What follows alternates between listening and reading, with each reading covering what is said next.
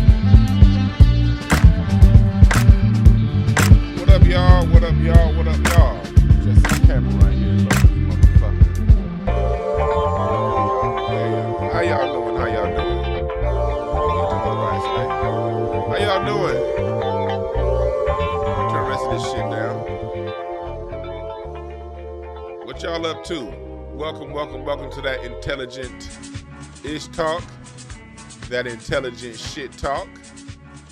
We are here. Yes, I'm on camera today because I got a special guest. And this is why I don't get on camera. Like, I'm high as hell right now, man. So my eyes, my pupils is like, I'm on that, my pupils is on that, you know, like when Bugs Bunny, you know, we get shot at and his eyes be like, boo! Nigga, that's what my pupils are right, Mike. We were supposed to get going. Remember, I originally told you like 10:30 or something like that, but I was like, nah, I gotta smoke this joint, bro. But I got a special guest.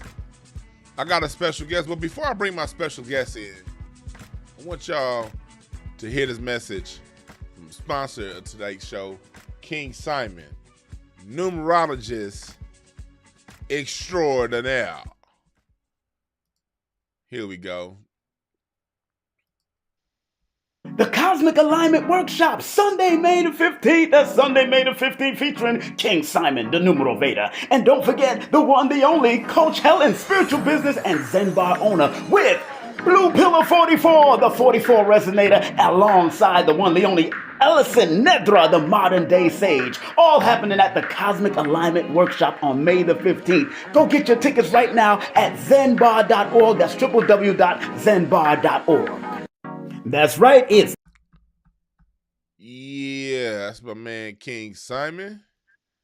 Go get in that webinar, because one thing I said before, King Simon was the first time I ever did numerology. I got it through King Simon, because it's like that brother right there is so on point.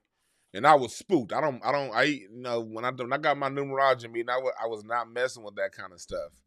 but I've been hearing about it. So I'm like, let me go ahead and try it. I'm glad I did. So make sure you holler at King Simon and text him your full name and date of birth. You will get a special rate if you let him know Dewan B sent you. 347-496-1022. You dig. Well, I'm happy to bring in Mike Robertson. This is what helped me. I always say this. First of all, everybody say what's up to Mike Robertson.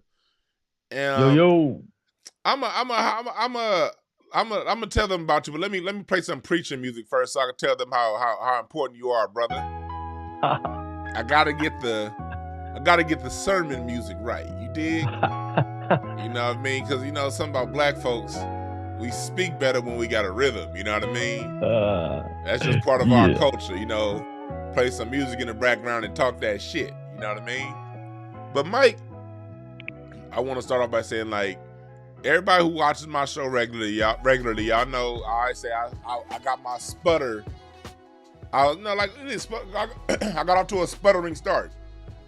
I started in 2011 podcasting, but I would do 2 podcasts and then not do 2 podcasts for 2 years.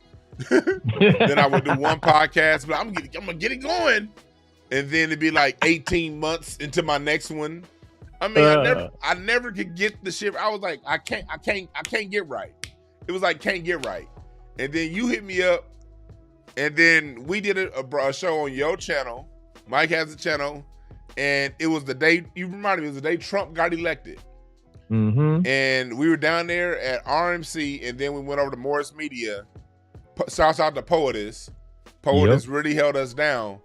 And for a couple years, I got to get in the pattern of being consistent with podcasting on your podcast. And that right there is what helped me develop the discipline to do this shit regularly. So I want to thank you again, Mike. All right, man. That's special, man. Hey, man, that's special, dog. You know what I mean? You touched my heart with that, man. For real, tell them a little bit about yourself, Mike. And people who've been watching for a long time, you already know who Mike is. But for everybody new to watching, what's up, Mike? What's up, y'all? I'm King Mike Boogie, Supreme Microphone Fiend, in the place to be. Man, I just really appreciate you, Dewan, for real, because when I started my show, the thing that you realize now at this point is how hard it is to find somebody else to be consistent with you. Yeah. You know what I mean? Everybody want to come on the show. Everybody want to say, I want to do this and that. And then 2 weeks later, man, it's like you don't even hear from them. Where is he? And so, yeah, so I really appreciated that, man. But anyway, man, I'm just a complete artist. You know what I mean? Whether it's stand-up, graffiti, music. That's your graffiti yard behind you? Yeah. This is my little basement, man. Nothing too You real special, hip-hop, but... Mike. You real hip-hop from the graffiti to the music. Exactly. Yeah, but no, really, I appreciate you, man. We're talking about hip-hop. That's right. Yeah. And I appreciate you, too, because like when I started this show, you know how it is. Again, like, it's 2 things that are hard about podcasting. One is holding people's attention by yourself. That's hard as fuck. And it's scary as shit, too. So when you start, you really need somebody to bounce off of, because it's hard to just go in by yourself consistently doing this without any previous media training or anything like that. So when I first started at D Brown Hour on Kevin Nash's Accelerated Radio, you was there with me every week, man, for about almost 2 years just to help me really flush it out. That's right. Yep, man. And Dewan, man, you continue to grow, man. It's facts, man. Like, your growth, dude, is so apparent to me because, like I said, 5-6 years ago, or however, it's been a minute now. Damn. But, I know, right? It's been a minute. Like, Trump was a new president when we started. Yeah, he was a new president. So, man, I just gotta say it, man. I'm really proud of you, dog. For real, all day. And I appreciate that.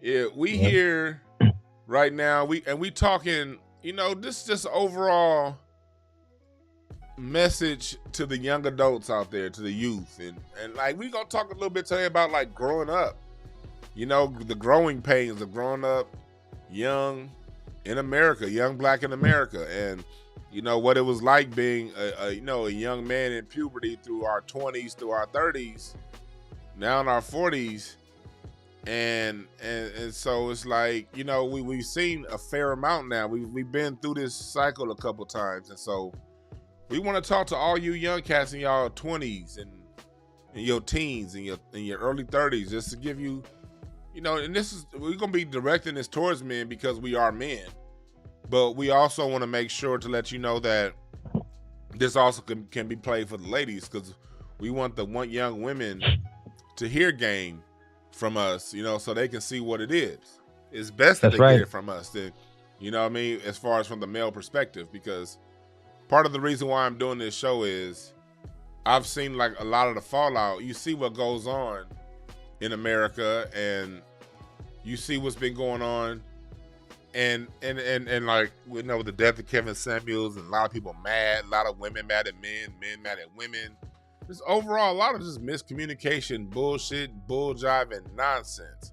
And I didn't realize I had this much gray in my beard until now, but that's another subject. It's the lighting. I'm like, God damn, nigga, I'm growing in one of those, nigga, I'm growing in like a Uncle Willis. Like, nigga, I'm looking like my name is Uncle Willis with this goddamn gray patch right here. God damn. But anyway, yeah, like the video. And again, thanks to everybody that's joining in the chat room. Like the video, share, and subscribe. This doesn't have one of those provocative titles, so it's not gonna have, you know, 500 or 600 in the chat room like I do when I put up some provocative stuff. This is a show to help us grow as a people. So, you know, a lot of times people don't really fuck with growth. So, you know, but for the people who do, thank y'all again for joining us. So I'm gonna kick it to my man Mike. We're gonna just start off just having a casual conversation, my brother. Yeah. Let's do it. Like, we first off, you grew up in LA, right? I'm from LA, man. I grew up in LA, really originally from Inglewood, but in high school I moved to Fox Hills, and so I lived there. Started going to Westchester. Just lived throughout LA, but yeah, I claim LA. Yeah, it's all LA, cause Fox Hills, Inglewood, that's LA, nigga. You know what I mean? Yeah. So I know. I'm just giving some background. And then we went to the same high school, what, 10 years apart? Yeah, dude, that's amazing. Yeah, exactly. Well, it's you just graduated. High school, that was the shit, man. Like, you went to high school with Mimi, didn't you? Hell yeah, Mimi, man, that's my homegirl, man. Yeah, Mimi is cool. Yeah, Mimi's always been a dope one. Salute to Mimi from Craig Facts on 5150 from Zoe's show, from our own show. Salute to Mimi. Poppies. Yeah, I've been on her show a gang of times over there at Accelerated. Yeah. You have. Yeah. Yeah, so yeah, we went 10 years apart, and basically you guys on my show, we used to always have these little debates about the errors and shit. Like the one, like, y'all old ass niggas wasn't doing nothing. Hey, that's funny, dog, because these niggas in the chat room, I be forgetting I'm 40 now. I'm so used to I've always hung around people older than me, so I'm used to being the young nigga in the room. Right. And I'm used to talking shit to you because you went to my same high school 10 years before me. I'm like, man, you niggas don't know. Yeah, y'all had kids. Yeah, nigga, we won state when I was at Westchester, goddamn it. Y'all didn't. But now I got the young niggas that be in the chat room. They be calling me OG, and I'm like, yo. Right. Yeah, nigga, it creeps up on you, nigga. This shit hit you slowly. Man, especially, see, you talking to someone who is a trendsetter, man. I was one of the leading people in the scene for the whole city, man. So when I look at what I put in place at Westchester High and look at y'all youngins trying to keep the tradition going, you know what I mean? Yeah. Y'all the generation that made Westchester cool and pop, you know what I mean? You went there with what, Nia Long? You went there with Yeah, Regina King, Nia Long, Tim Story. I keep forgetting Tim Story went there. Good Girls. Who? The Good Girl. Oh yeah. Yeah, they were there. Yeah, a gang of people, man. Bentley Evans. No, he a little older, but But Billy Evans went to Westchester like in the early 80s, didn't he? No, he's like graduated 2 years before me. So Okay, yeah, you could call it early because I think he's from 84. So. Okay, yeah, class 84. Yeah. Yes. Yeah. But it just was like, man. And see, the thing is, Westchester had summer school, and everybody wanted to come to Westchester for summer school because that was the mecca, right? So that's how we were able. Yeah, exactly. So that's how we were able to meet everybody from all these schools, man. Whether it's the private schools, Notre Dame, Immaculate Heart, all that stuff, to all the Fairfaxes and Pallies and just everything, man. St. Mary's. It was just, man, it was cracking. Westchester Summer School is what people today would call the nightclub. You know what I mean? It was like 30 days. like when I started clubbing, and you know how it is in LA, Mike, going to those parties. The best parties on Tuesday night. The best, you know what I mean? Going to those where you see people come from other states and they see all these entertainers and people that they saw. Well, that was high school for us. Man, you could call it more specifically a day party every day. You right. know what I mean? It really was it's like a day party. It's like the ultimate day party. And then you going from school to homie pool party here, there. It could be 3 pool parties in one day. You know what I'm saying? So it shit just was like, man, we was all trying to figure it out. It was when Westchester was still black. I mean, when LA was still black. People don't understand, like, you had the hood LA and then you had the west side LA. I grew up with a foot on both sides. And I remember moving to the west side of LA. You know, we talking about Westchester, we talking about Ladera Heights, View Park, Culver City, Fox Hills, like what you're saying, the northern part of Inglewood. I mean, it was an area where it was all black. Everybody's parents worked. Everybody had money in their pocket. You know, everybody. Some of the niggas was rich. I wasn't rich, but we all had some money in our pocket. So that whole crime thing, robbing niggas, all that calling women bitches and hoes, that wasn't really part of our scene. Yeah, man. It's you said the right thing. It's a fine line, man. In LA between the scene you just described and just being right outside of it. You know what I mean? It's a fine line. We all knew them niggas. It's crisscross, exactly. There's all crisscross within the scenes, man. It was really weird, man. But it is a special thing because I didn't get introduced to it until I was in 11th grade, where I came from, like, down in the wood and everything. I got over here, I was like, damn, this shit is special, man. This is like, it's like another level. Yeah. 11th grade is when I moved from Crenshaw District up to View Park. There you go. And I was like, dang, I've been missing out, man. This shit is cool, man. And everybody had love.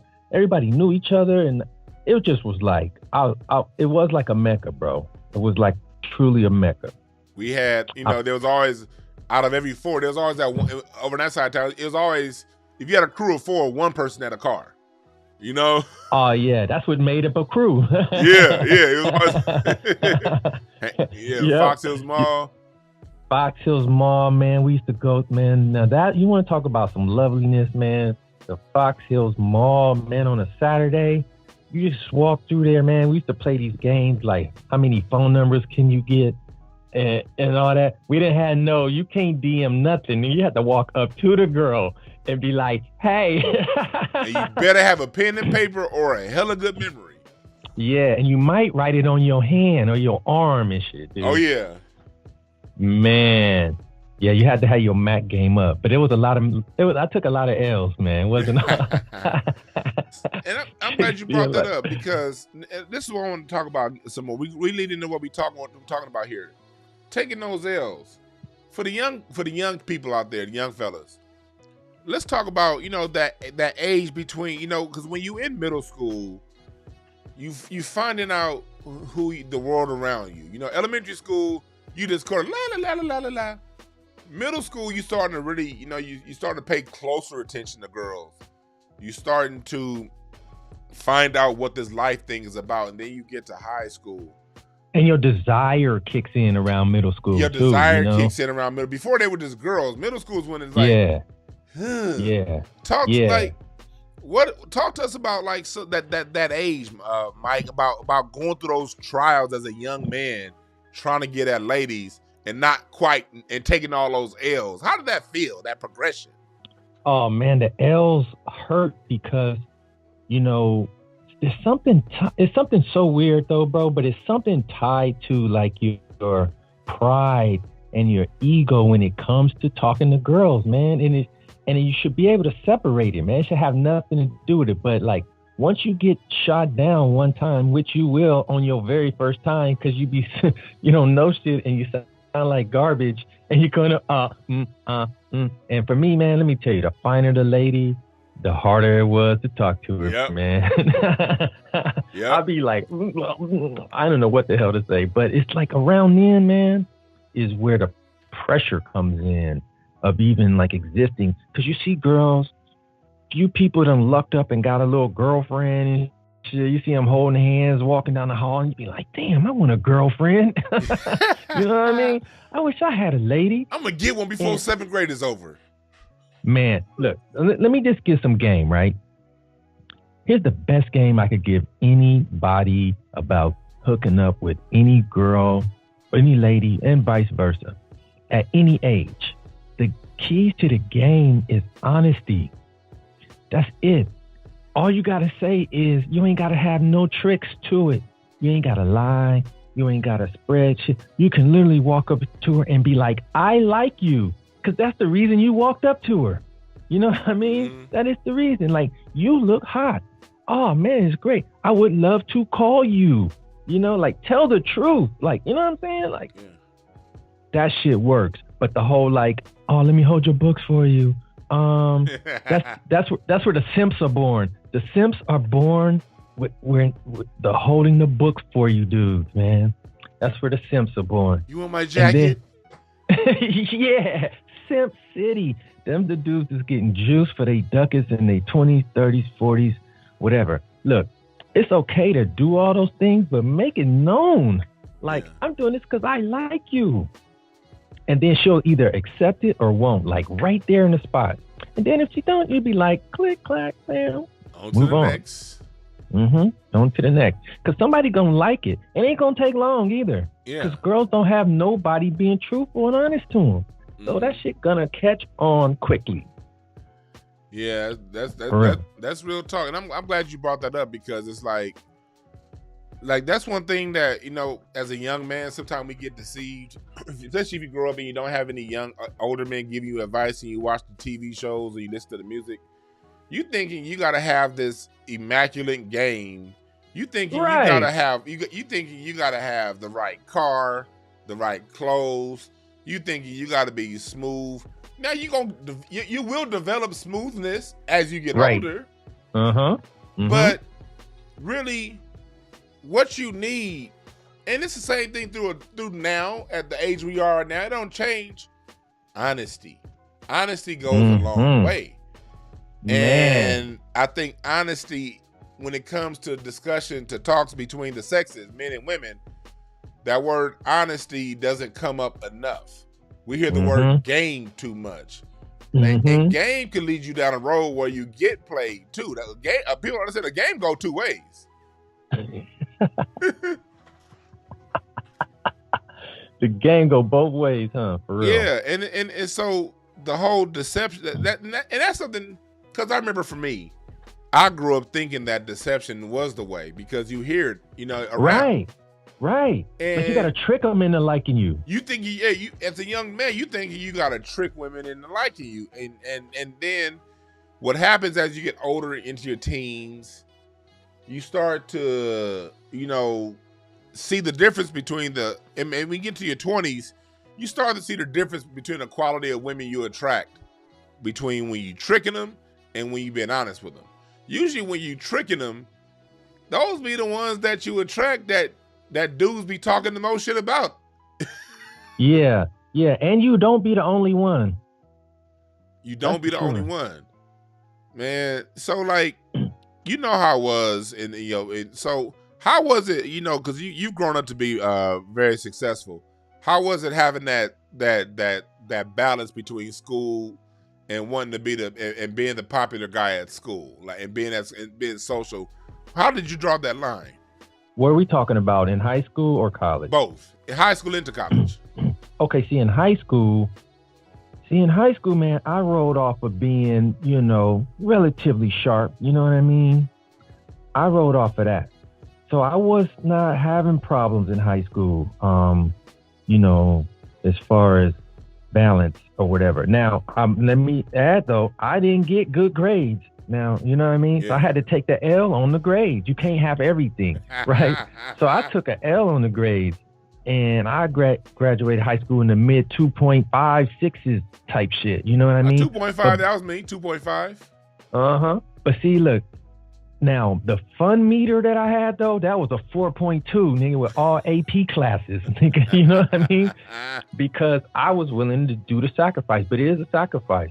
So then, I went to Morehouse, you know that.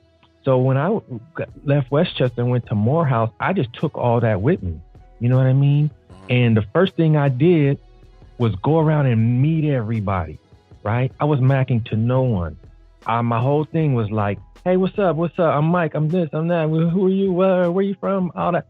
Go around meeting everybody. And then once that happens, then they just start coming to you, man. After like, you have now seen 50 ladies, 100 of them, 150, you know what I mean? Really be out there social meeting them.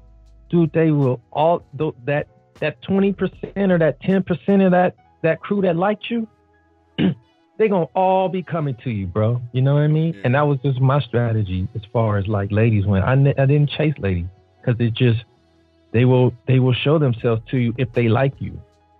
Yeah. That was me. Yeah, that's real true, Mike, man, because one thing about your early 20s, man, that's when you really starting to like really see the world around you and what it is.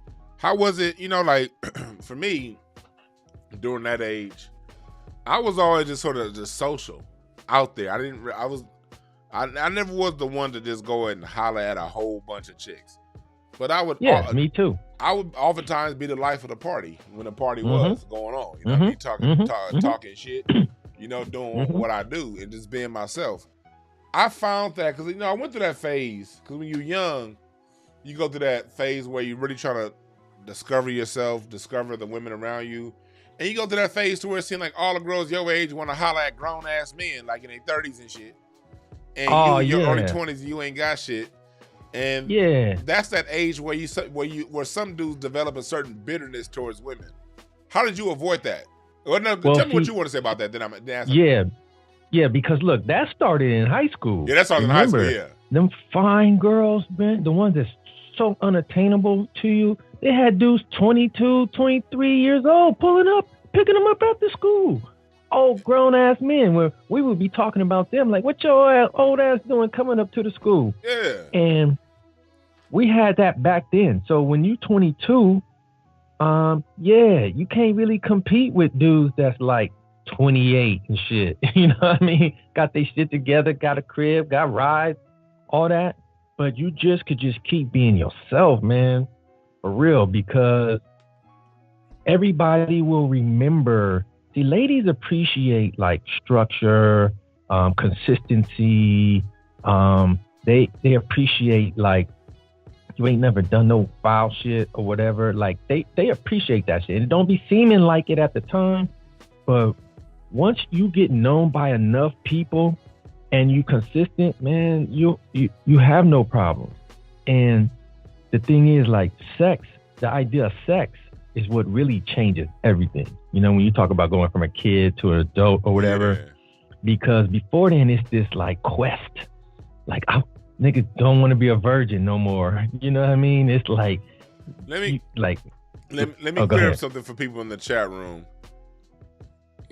I guess it takes a while for people to get it. Somebody saying he was hollering at all the ladies at Morehouse. Spelman College is right there, all right? Oh man, whatever. I figured people to put two and two together and know that Spelman and Morehouse are like, nigga, we share the same parking lot, nigga. That motherfucker is right I wanted you to clarify that because some people in the chat room that took them a little while to get it. Let me tell you something. Let me let y'all know a little bit something about that, okay? Imagine this, man. Imagine a college full of the finest black women ever, nigga, by the thousands. and every spectrum that you like, from lightest to the darkest, from thinnest to the thickest, whatever it is you like, man, right there, implanted into your social life automatically. We took classes over there. We had our little events, all the parties, all the Morehouse parties. The ladies there were Spelman ladies. You know what I mean? Now, occasionally you get some Clark sisters, Morris Brown back then. You could get a couple of them. Some people slip in. We didn't really have people off the street. It was just like damn near Morehouse and Spelman, bro. So y'all understand, like, that is a special place. Yeah. And then more. Yeah, so anyway. That's real talk. Salute to Kendall Cobb in the chat room. Get your hypnosis with Kendall. Yes. You know I did it, right? Do you know I did it? Oh, you did? Yeah. Oh, that's what's up. So you worked with Kendall? I worked with Kendall, man. Changed my life, I already know that. Changed my life. I'll say it a million times. Yeah, man, I'm telling you, like, I'm telling you right now, people, when I drop names of people y'all need to go to, it's because we are here. I'm this channel here. I don't do this just to talk about the problems and have a big old powwow what's going on in the world. Oh, white supremacy, women don't like me. I don't do that whole shit. I bring these issues up to address them and hopefully solve them. So when I give you guys this King Simon's number, that's because numerology, that shit really worked. You know what I mean? I'm not doing that shit because like on some hocus pocus shit. Numerology really worked, and I went through it. Kendall and her hypnosis, that really works. And I've gone through 3 and 4 years of therapy to fix issues, and it helped. And I also gone through 2 sessions with Kendall, and 2 sessions with Kendall, and the 3 or 4 years of therapy were like, she was probably kind of kicking the 3 or 4 years of therapy's ass. That's just, and Kendall don't even pay me to say this. I'm only saying this because 2 sessions with her did kick 3 or 4 years of therapy's ass. Man, I believe it because I did 2 sessions as well. And the first session really solved everything, but the second session was really like more like fine tuning, right? Mm-hmm. But man, literally, bro, changed so many things in my life, dude, that made it. Kendall, I know you're listening. I ain't trying to even put no extras on it, man. In terms of I just had a whole long list of shit. And I was like, look, can we fix this? And then it was just like, pop. Man, I ain't even playing, bro. I'm glad we brought that up because as a man, we go through traumas. We see, and we're gonna be jumping all over this. We're gonna be jumping all over the place today. We go through traumas, and being raised in LA, we were on the West Side oftentimes, you know, but we still saw a lot of nonsense. You know what I mean? Our fair share. People we know growing up getting shot and killed. We grew up in that middle of LA, where LA earned its reputation, where West Coast hip hop was born, talking about what was going on the streets. We saw the shit happening. You was hanging out on Crenshaw and saw some bullshit, I am sure. You know, it can be a lot of the traumas that we face. Talk to us about the importance of like keeping your mental as a man. To the young cats out there, talk to them about the importance of keeping your mental straight. Okay, look, first of all, here's the first thing you need to know is that it's a thing that you must work on. It's not gonna just happen where like, I'm gonna be straight, man. You know, like you literally gotta read on it. You gotta listen to, these real scholars, people that are respected about like the uses of your mind, relieving stress, overcoming trauma, facing your fears. All these things are things you got to learn and like really pick up. And some shit you do automatically, but a lot of it, man, is like personal attention to your own growth, man. You have to do it. And then there's shit that you don't think about that you hear when you're a kid, like shit like exercise and eating right and getting some sleep, like those simple concepts, man, that can help you to like, at least on a daily basis, keep your stress levels down, man. But I've read so many books, man, watched so much stuff, man, throughout the years, listening to people, being observant, talking to older cats and stuff like that. Even certain things that I pick up through music and song and poetry and art. But man, it takes everything. So that's just what you can do. Then the other part of it, man, is don't be afraid to get some therapy or talk to somebody or join a group or something like that. I mean, because if things are too hard for you to handle yourself, then you do need someone else, man. You know what I mean? And I grew up basically in the gang. You know what I mean? Yeah. I seen it all. My dad was wild and crazy. You know, my uncles, all that stuff, man. So the trauma was there, man. But it's like you got to be in charge of like freeing your own soul, man. Letting your shit just like you can't let yesterday fuck up today. You just can't do it, man. It's not even here no more. So if you got problems with your depression, that's because you're living in the past, man. And if you got anxieties, that means you're fearing the future. You got to stay in the moment, man, in the day. The peace in your life is in the day. If you look in your room right now and just look around like, nigga, ain't nobody there holding you down. Ain't nobody doing nothing to you. You got that shit all in your mind, man. You know what I mean? So it's just about taking control, man, and power, man, and like keep building. You got to do it. It ain't going to just get done. That's real talk. And because I always say this, man, aging isn't optional, maturity is. You know, that's right. You can mature. Maturity and maturity, you mature at the rate that you're willing to put in the work. And putting in the work means doing the things that you're anxious about in the future, doing the things now that gives you anxiety. If you have anxiety about not doing something or not getting something, then be proactive on getting it. That'll take the anxiety away. If you are depressed over things that happened in the past, find the lesson, because if you're still looping on that thing, there was a lesson within that for you to learn. That's right. Find the lesson within that. Yep. And look, when you say that like that, and whatever it is you're dealing with, if you really think about it, there's probably plenty of lessons in it. You know what I'm saying? So that's how you let go of it. Like, I like to use the word puzzle over problem. Okay? Because if you got problems, man, you that in itself bleeds trouble, right? Even the word problem. But if you change the word to puzzle, then that just makes it a thing you must figure out. You know what I'm saying? It makes it just a thing that has an actual step-by-step way to figure out. And then you throw your puzzle to the side, man. That's real talk. That's real talk. I appreciate that. Thank you, moderators in the chat room, for my moderators be on point. They post. If you look in the chat room, the mods are posted King Mike Boogie's contact, his Twitter and his Instagram and his YouTube. They posting Kendall Cobb's information and King Simon's information in the chat room. So you can click in the chat room for links to everyone that we're talking about. And after the show is over with, I will put links in the description for everyone. Lord knows I need some followers. Yeah, Mike. So your early, talk to us about let's talk about. I remember how it was in my 20s. In your 20s, that's the age that you think you know what you're doing. You almost convinced, you know you don't know it all. You know that.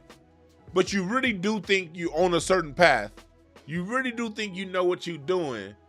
And it's not till you get to your 30s, you don't realize you didn't know shit in your 20s. And then, and so, like, I always say this. For you young men out there and young ladies, the 20s is the time that you will fuck up. Yeah. You know what I mean? It's absolutely. Like, you will. The issue, look, for you young people out there, the 20s is your time to be learning things, growing, and making mistakes. Because when you make mistakes in your 20s, you don't understand how much more time you have. Yes, on one end, life is short, but on the other end, there still is time. It's a paradox. So you realize, sometimes I remember I would get down on myself because I made some of my biggest moves in my 20s, but also made some of my biggest mistakes in my 20s. And I remember being in my late 20s, allowing mistakes I made in my early 20s to send me into depression. And now I look back, that was now 10 years, 15 years ago, And it seems like such a distant past, while at the same time, the lessons I learned during that time were so invaluable. The amount of money that I lost and the amount of times that I thought I lost is inconsequential now, because the lesson that I learned from it since then is 10 times the value. I'm gonna tell you the story that I'm gonna get to you. I'm gonna hear one of your stories. I remember I bought this house, and I've talked about this story a little bit on Craig Facts before. This is one house that I bought, and I bought it my last year in college. I was in college. I had like 3 classes my last semester in order to graduate. I was in college. I was working at the bank. I had a side mortgage business going on, and I played the drums like in 2 different bands, 3 different bands. So I was moving. I'm either making money playing the drums at night or in the studio. I am like have my salary from the bank, which wasn't much, but this is back when the loan business was going crazy, 2004, 2005. Money out there to be made. And I'm making this money hand over fist. I bought a house. House was like in a $600,000 range, 680, something like that. Oh, you was doing a lot with it. Hell yeah. I bought houses in Pasadena, nigga. Absolutely. Way up there off Lake. It was at the end of a cul-de-sac. You know, the mountains was right behind. And I'm like, I'm about to graduate. I'm moving this house, because I was doing some kind of investment properties and stuff like that, flipping houses.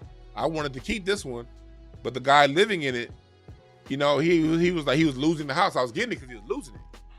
And I was like, okay. He was like, just let me stay for a couple months and then I'll move out. I was like, perfect, because I have a whole semester of college left. You know what I mean? It'd be cool. I wait till college over with, and you get the fuck up on out of there around Christmas time, and I move in. Yeah. Well, this motherfucker never moved out. And then started playing some trickery games with me. It's my house. I'm paying the mortgage. And then I was like, okay, the whole deal, I'm okay, pay some rent. And, you know, we good. He said he paid 1 month of rent and never paid rent again. And so now I'm at the point, I kind of bit off a little bit more than I could chew. Wow. Because I'm anticipating the future. I'm making enough money now. But I'm like, okay, when I graduate college, I'll be able to really hustle and make, you know, really make it. That moment never came. Motherfucker stayed in the house, and I couldn't pay this motherfucker's mortgage. Why? Not in the house I can't live in. Yeah. And while I'm doing other stuff over here. And so basically, and then the people I did the deal with, they were, one business owner was hella cool down. He was one I was cool with. He didn't do, that brother didn't do anything wrong. But his partner, I didn't know that nigga. That nigga was shady. And he was telling dude in the house, oh yeah, you can stay there as long as you want. I'm like, he doing all kind of shady shit. And it basically became a thing where I got screwed over majorly, and I lost a lot of money. I think at the end of that deal, I probably got jacked out of at least 80 grand, if not more. Right. And I remember getting so depressed. Like, I'm over here thinking I'm smart. Like, nigga, you supposed to be smarter than that. I ain't telling nobody this story for years, because I'm like, man, I'm not gonna be that dumb. I'm like, how the fuck? And I remember you felt embarrassed, right? You felt embarrassed, right? Nigga. So I felt hella embarrassed. So I remember all through my late 20s, even into my early 30s, I let that moment define me. Right. I really got depressed and down, and it really fucked me up. Like, Dewan, how can you be that stupid? And then that's when I ended up going to therapy. You know what I mean? And it helped me out a whole lot, because it was other things too. But it was really just like, how do all these things happen to you, to somebody who's supposed to be so-called smart or whatever? And then, you know, but then when you go through therapy, and then you look back and realize, okay, I just one day sit back, okay, what was the lesson from that shit? And I learned the lesson about, and the lesson really was doing my due diligence. You can't, just because you're cool with somebody don't mean you can outright trust them. I learned all kinds of things about business and life during that. I learned the dude that did the deal had a Bible on his desk. I learned not to trust niggas just because they said there was a preacher. I learned, what I learned from that was so invaluable. And I'll be thinking so many lessons. Yeah, I'll be thinking sometimes, like, I spent my late 20s really depressed, and I missed out on so much in my late 20s, early 30s over depression instead of learning the lesson. Talk to them, Mike, about your experience and some shit that you went through to let them know, it ain't gonna be all bad on the other end. Oh God, where can I even start with that shit, man? Okay, look, I have a similar story, which I won't even go into, but I did the same thing, bro.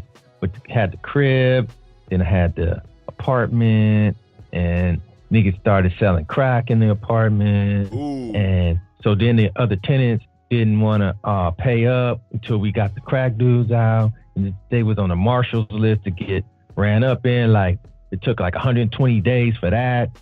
And then when they ran up in there, they didn't find nothing. So it took like 6 more months after that. And just all this, man, I went into a full depression on that. And when they left, man, they had roaches in that motherfucker. And so then everybody got roaches. And then dude, it just like goes on and on and on. But anyway, here's what I want to say. I had these moments, right, where the same as you, right? Like embarrassment, thinking that I'm a loser, thinking this little thing that happened, it was so big that I can't let anybody know, can't let anybody understand. So I know what you're saying, right? And the thing is, one person's major moment like that is another person's I don't give a fuck. You don't have to let a moment have so much weight on it. Mm-hmm. Moments don't have weight. It's like a lesson doesn't have weight. That's real talk. And the thing you will know is that tomorrow the sun shines again. Tomorrow, these little simple things you hear throughout your life, that there's a better day tomorrow. It really is, man. It really is. And guess what? Yesterday is no longer here. The shit don't even exist anymore. Literally, bro. That incident is forever forgotten in the past, never to be relived again because it's impossible. It's a full new day. Yep. So if you got negative repercussions behind it, again, like I say, some puzzles, oh, damn, my credit messed up. Okay, well, it messed up my credit. That means I got to do this, and this. Oh, man, I lost 80 G's on it. Damn, I'm shook, man. I got to start stacking again. That means I got to go this, and this. Mm-hmm. Mom's is mad at me. Okay, that means I got to go really explain to her where it was, make her understand, and then let time heal us. Those are the steps. You don't have to live in the pain, man. Especially the only time you live in the pain is if you do an incident that lands you in jail. And now you're in that motherfucker and you got to think about it for 15 years and shit. Sit down for a while. But if it's just something, man, that like isn't so tragic like that, man, you just got to like let it go, man. You can't let it rule your life, dude. You can't let it do it, dude. Yeah, you can't, and that's the thing. Oftentimes, we can allow our traumas to rule our life. Yeah, man. And then, like, so to answer your question, when you are in your 20s, man, sometimes, man, it's hard to look ahead and imagine that shit is gonna all come together and be all right. That shit seems impossible. It seems impossible. It's hard to even fathom. But the thing to know is, right, if you're doing something good today and you just do something good tomorrow and you just do something good the next day, man, come 10 years later, bro, you will be like, wow, I was tripping about that shit right there, man. And then that's where you like get your confidence and stuff and you start understanding that like, oh, I'm not going to be out on the street. Oh, I do have a home. Oh, I do have food. Like, then that leads you to 40s where, because I'm 53, it leads you to 40s where it's like now you feel more in charge. Like you are in full control of your little universe, man, which isn't little because everybody shares the same one, but you're in control, man. And then when you get to my age, bro, it's like I'm on like autopilot, man. I got like probably 8 or 9 different hustles. This one might bring me in only $500 a month. This one might bring me $200. This one might bring me $4,000. This one might bring me $8,000, whatever. shit is just popping because I've been doing this so long, and I have such an understanding of like, oh shit, fucked up. I gotta pivot. I just do this. Right. I live like in no fear of anything, man. You know what I mean? And that's the thing that you could take from me right now and live it now. You don't have to wait till you're 50 to not live in the fear of anything. You could live it now, man. And there's no reason to have it. There really isn't. There really isn't, man. Especially if you're living right. Now, if you're living foul, you scamming and, you know, you doing all this weirdo shit or whatever, man, you know, the universe pays you what you asked for. You know what I mean? Saturn gonna come around and kick you in your ass. You're gonna get everything you wanted. But if you out there, man, just trying to do right, trying to live a good life, man, it's there. The sky is the limit, man. Sky's the limit. And that's what we're talking. Like, I'm having this broadcast today because there's a lot of youth out there that do think, you know, whatever they're going through is the end. And part of the reason why the youth out there are so suicidal, they feel so bad, is because, let's just tell the truth, that's on us as adults. We don't talk to them. I noticed that in my year. No, it is. I never criticize children and youth for how they act, because children and youth are born into a world that the adults created. They have absolutely no control over how their environment is shaped. So if a child is having suicidal ideations, that's because the environment isn't constructive. It's on the adults to mold the environment to a way that to a more constructive place. And I remember talking to my sister. My sister's a teacher, and she was talking about, like, for the first time in her life, she don't even want to teach no more because there's so much suicidal thoughts in the middle school and high school kids. And oftentimes the parents don't even know these kids are having these thoughts. Right. And part of the reason is we've gotten to the point to where adults and children don't talk to each other. We talk at each other. And this goes back to my childhood before that. Luckily for me, I had parents that are really good at explaining things. I didn't understand how great my parents were at explaining things until I started talking to other people my age. I'm like, your parents didn't tell you that? But a lot of parents don't talk to their kids. And I mean, it's either talking about either school, the mundane shit. They don't just sit down and have conversations with them about life. And the other adults around, the uncles, the cousins, the friends of the family. We see kids now oftentimes, and the first thing you do is criticize their music, criticize how they dress, criticize how they walk and they talk, the same way the adults did our generation. It's like this generational conflict, especially in the Black society, between old and young, and we talk at each other and not to each other. So the whole purpose of this show is to not be judging and talking shit. It's about, this is our attempt to reach out to the cats that's just a little bit younger than us to give some game, because this is how we solve it. We solve it through conversations like this, not through judging them young folks. Yeah. That's how you not gonna solve it. Yeah, talk to you remember how it was. You're first generation hip hop. You were around. People don't know. Mike was on tour. Was it Up and Smoke tour? Man, I was on the Alcoholics tour. I was on the Anger Management tour, Mary J. Blige tour. What else, man? Couple Dog Pound dates. Up and Smoke, but only like about 3 cities though with that one. I brought that up for a reason, Mike. Yeah. You were around when C. Dolores Tucker and all these people were really shitting on the hip hop and the youth movement, and what was going through with early hip hop, the graffiti behind you. How you guys were supposed, you do graffiti, you rap, that's not an art. Talk to us about how the adults talk down to your generation and how you stuck through it. Man, okay, the beauty about hip hop, right? Let's just talk about it. That's the first time in Black American history where people would say and do whatever they wanted. Okay? Literally, first time. where it was ingrained in everybody. Say what you want, forget what your parents think, forget what your grandparents think, forget all the rules of the game. Say what you want, dance how you want, listen to what you want. Basically, it's the taking control and giving a voice to a people, man. Is what really made it stick.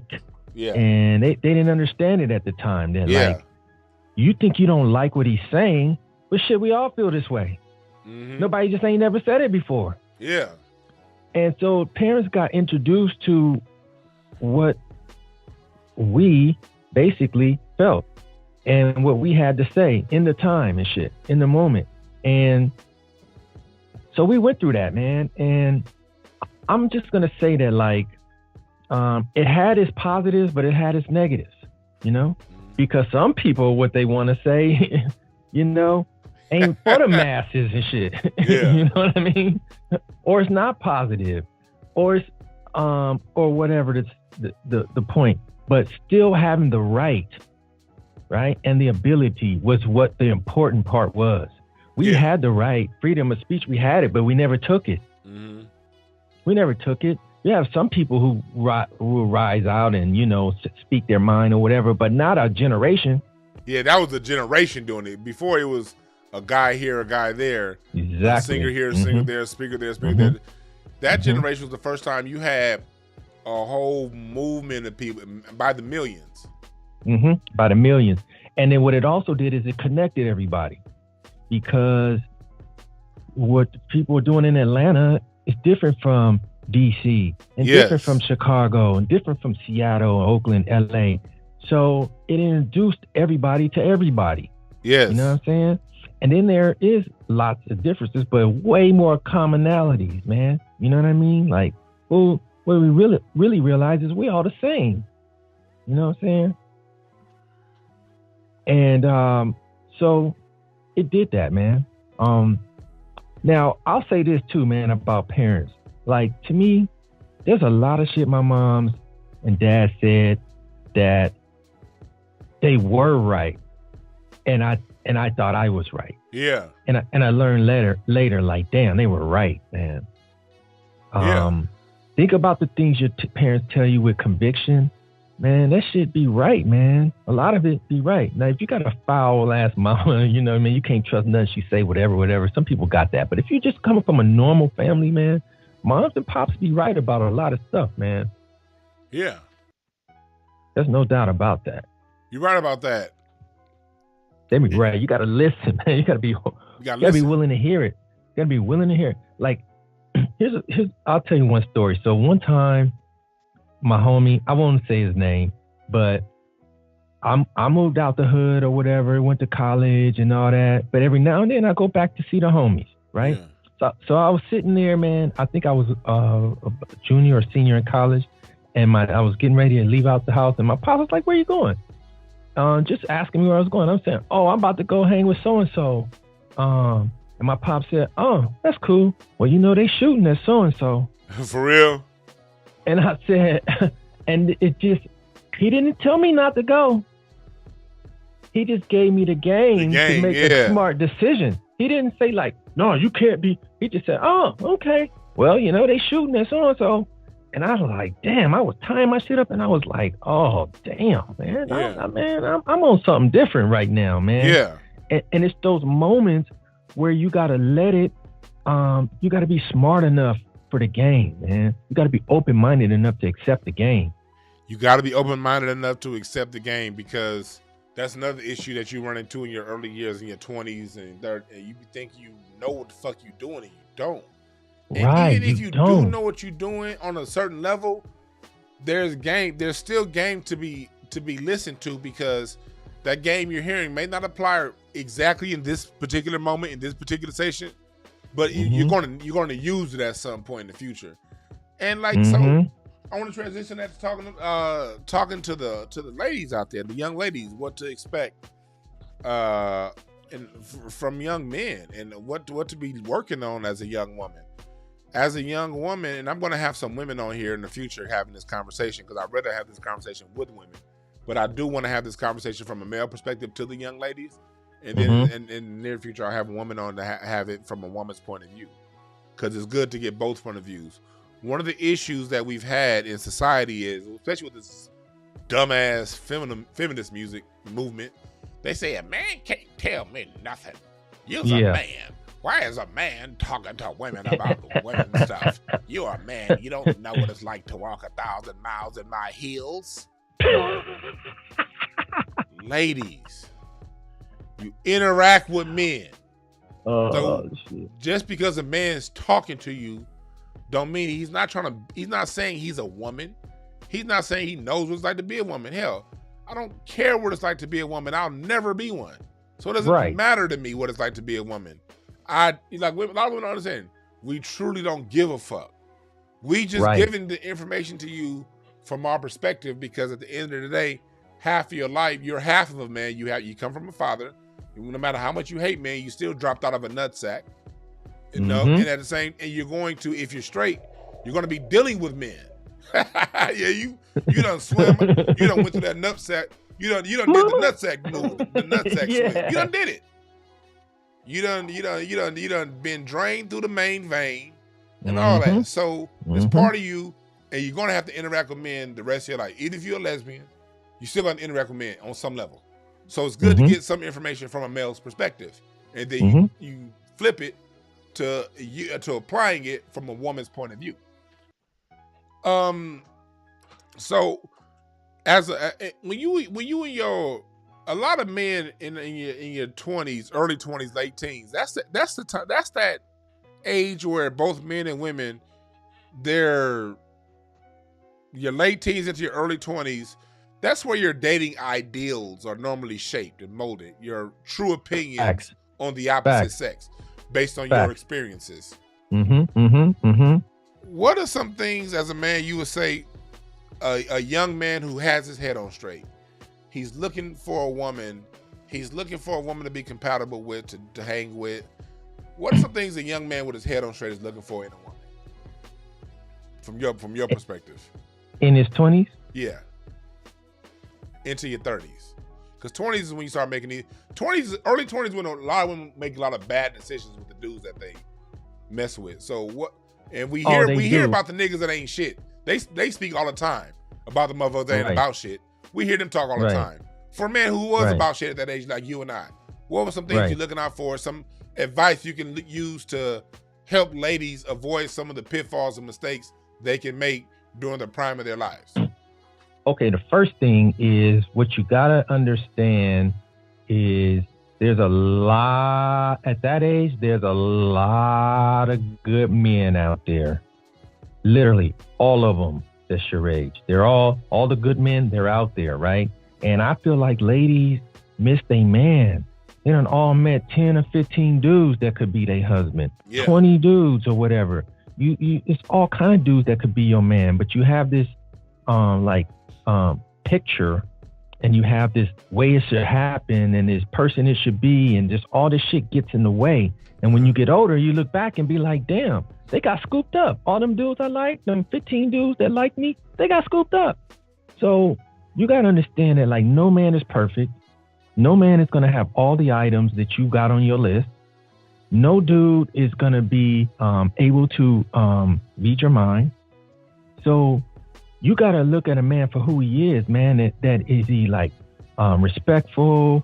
Does he have good intentions? You know what I mean? Is he honorable man? Those kinds of things in these guys that you know, them guys that got that, man, they the ones. They might not have this certain shit you might want them to be. Nigga might not be 6'5". They might not have this, might not have that, but it's a lot of guys to choose from. So I want to give girls that message in their 20s. Like, don't miss your man, because you done met that motherfucker. You know, there's no Prince Charming. There's no single guy out there for you, and God just got one person for me. No. It's a gang of dudes that could be your man. It's a gang of them. So don't miss your man. That's it, and that's true, and that's something I'm glad you brought that up. And Kendall brought up something great in the chat room. She said it's good to have male homies as a woman, and the same thing for men. I'll say the same thing. It's good to have friends of the opposite sex that you're not fucking. Like, one of the things that I remember, that's how I spent my 20s. I had a lot of female friends, still do. Me too. I always had a fair amount of female friends I wasn't having sex with. I had my ones that I was having sex with, but those were different than the ones I wasn't. And I learned so much because I had a great mom and a great sister and a great grandmother. A lot of great positive female influences in my life. But at the same time, it was good to get a woman's perspective from women I wasn't necessarily sleeping with in my 20s. And let me tell you something, you young men. I remember I used to sometimes be the weird guy. I would have to take that L. And I knew I wasn't taking the L because most niggas are full of shit. You would tell niggas your age in your 20s that you got a couple girls that are friends of yours that you ain't having sex with. Nor you ain't even trying to, y'all just love kicking it. And dudes would be like, man, you crazy, man. If I ain't with a man, shit, only thing a woman for, only thing she good for is sex. Oh, yeah. And I'm using light language. I'm not using And I would look at dudes and I'd be thinking, you's a motherfucking fool. Yeah. You know how golden a woman's mind is and her point of view and her perspective, nigga? Yeah. You gonna cut off all that for and there's so many women you can get a nut with. Yeah. But there's other women that it's like dude, you can learn. And the same thing for the women. You can learn from the dude. It's like we need to get back, I think, for it to be normalized and acceptable to have friends of the opposite sex that are just friends. It's possible. Man, you just described my life right there because, oh shit, hold on. I heard that little background. You good? Yeah, I'm good. It was just a truck outside. Oh, okay. Yeah, so I agree with you because to me, it's like having the girlfriends that really help you understand ladies, right? The ones you not smashing. You know what I'm saying? And you get to listen to what they say about dudes. You get to listen to what they like. You get to get some insight. And plus, you get to meet their homegirls. You know what I mean? Hey. For real. That's like your best way in. It's like, hey, I know, hey, my girlfriend would like you. Like, oh, really? You know what I mean? One platonic homegirl equal 3 or 4 sets of draws. Yes. That's a good ratio right there. That's about right. but for real though, man, like, that shit is important, man. It's invaluable as well, man. And then sometimes, man, one of those girlfriends, one of them homegirls becomes your girl, man. You know what I mean? Because, dude, when you have drawn energy to someone, like I'm really more just into energy, right? And like energy is gonna match energy that's like, right? If it's not, it's not even gonna come together. And you be around a lot of people where your energy be matching motherfuckers and shit, man. You be around a lot of them. And so that's your girl right there. You know what I mean? That's your girl, man. And same to the ladies, like that's your dude right there. You know? And you know what else it teaches? It teaches you, because people's like, someone asked me, how can you be around a woman and not want to fuck? Let me tell you something. Let me tell you something, fellas. It ain't too many dudes. Dudes ain't really, most of the chicks, a lot of chicks that end up becoming your homegirl, be chicks that you initially wanted to fuck because she looks, you know? But in your mind, right. Yeah. In your mind, at least at a minimum. At a minimum, but then your relationship grows into something different. And it's okay to allow that to happen. You can't force things. Because like you said, my wife was my homegirl for well over a decade before we started dating. Right, there you go. We didn't start dating till our late 20s. But my wife was the homegirl since I was 13. And I knew that. There you go. When I would have other chicks that I was messing with, when she was the homegirl, I could call her and get a female's perspective on some shit. You know what I mean? She had a boyfriend, you know what I mean? So we weren't even, she was away. You know, it taught me, let me tell you the overall lesson that you get when you have friends of the opposite sex you're not having sex with. It teaches you to respect and love that person for more than what they can offer you in the bedroom. It teaches you how to understand the other sex, the opposite sex, and show the value that they have outside of their plumbing. Because if you equate all intersex relationships between men and women, nigga said plumbing. if it come down to a plumbing thing, to a plumbing issue, you're never going to understand the depths of these people, the usefulness of these people. And when you do get married, if you do get married, if you live the life to where you can have friends of the opposite sex, that you value them for more than the plumbing, you can also value the person that you're with for more than that, which provides a more well-rounded relationship. Because if the relationship is only about sex, then that's where a lot of your divorces come. That's where a lot of your bullshit come, and a lot of your going through a lot of heartache and bullshit that you could have avoided had you understood that they were more than that. Go speak on that, brother. That's right. It teaches you how to be friends with your wife and shit. Yeah. Having your homegirl friends and the expectation they just have on you as a friend helps you easily extend that to your wife. In addition to the love affair and the commitment and all that stuff, you got to know how to just be her friend. You know what I'm saying? If you ain't got no homegirls, man, you don't even know. You sleeping, man. If you just do that, say I don't have no homegirls, if I'm not smashing, I'm not messing with her, dude, you are sleeping majorly, because it's just so much you learn from them, man. For real. It's like God intended it that way, nigga. Yeah. You're right about that. It's like, you're able to tap into other women have, as a man, let me tell you, young man, women have layers and dimensions that ain't never discussed in music or on TV. Yeah. Women have so many untapped dimensions that are there for our pleasure, that are there for our usefulness, that are functional, that will help you grow, that'll make a marriage. Because let me tell you something. When you get married, fellas, like, yeah, she got a big booty. Yeah, she got this, she got that. She look a certain way. She make you feel a certain way. But feelings are fleeting. Feelings, you go through 100 different feelings in one day. You still got to go to sleep next to that person. You still got to sit across that person at the dinner table. You still got to go on vacation with that person. You still got to go to their family's funerals. You got to live a life. So people out here giving relationship advice, talking about it has to be all these superficial things. Look, a marriage got to function. Bro, man, if you want it to work, man, it can't be about no superficial shit, man. It can't be about that, man. I mean, it's like you got your preferences and all that stuff, but they gotta, the things that matter are like rooted in virtue, dude. It's the free items.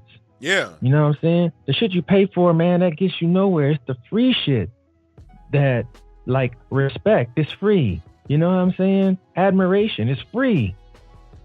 It's free. Appreciation is free. You ain't got to pay for that, right? It's the free shit, man. Not this bullshit, man. Your car, your job, all this shit, man.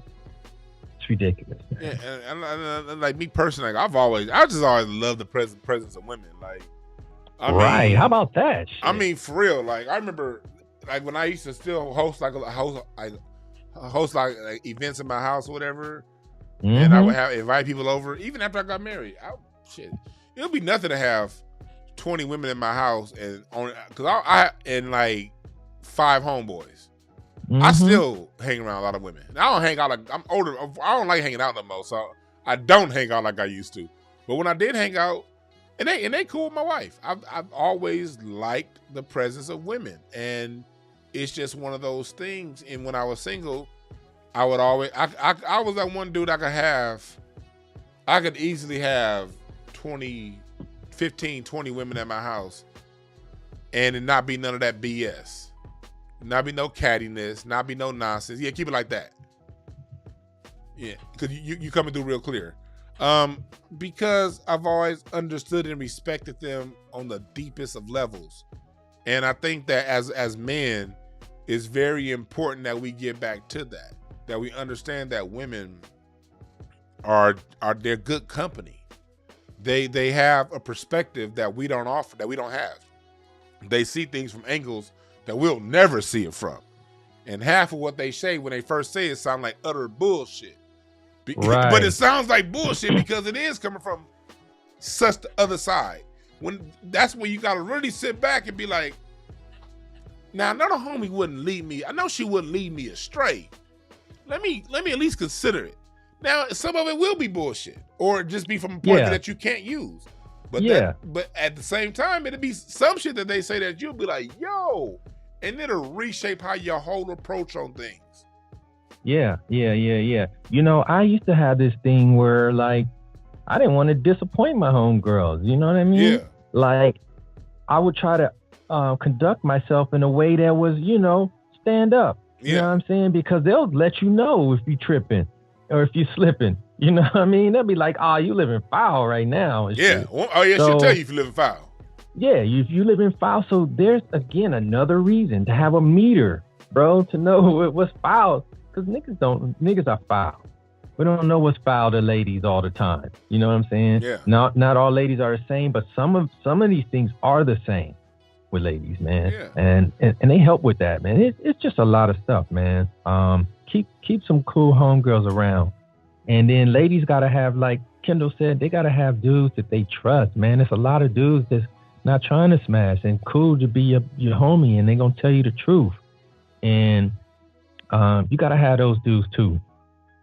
You gotta have them around, and here's why I'm bringing this up, because the advice I often hear out there that the men our age give the young men, basically women are just objects to be had at our disposal, and we're supposed to just, because we have a certain level of bread, they're supposed to just fall in line. And I'm gonna tell you, look, you live your life how you want to live it, and that's an option. You can definitely live a life to where women are just objects. You can live a life to where you got that paper and they supposed to just listen. You can have that, and I see that all the time. But for every action, there's an equal and opposite reaction. What do you get out of that? Yeah, because oftentimes a guy, as a married man who has a very functional, loving relationship, when I listen to a lot of guys talk like that, I look at them and be like, I never want to have your relationship with women. It seems as if you can't always keep one. It seems as if you're always crying about women doing this to you. So on one end, you be talking about, okay, you big boss hog, you gotta like this. Women supposed to fall in line, whatever your program is, and they just these objects that are just there for us to fucking leave and then go back and play basketball. Oftentimes, functionally, when I see how those people's interactions with women, I don't want that. Yeah. And then that's where drama lives. Drama lives on that street. Say that again.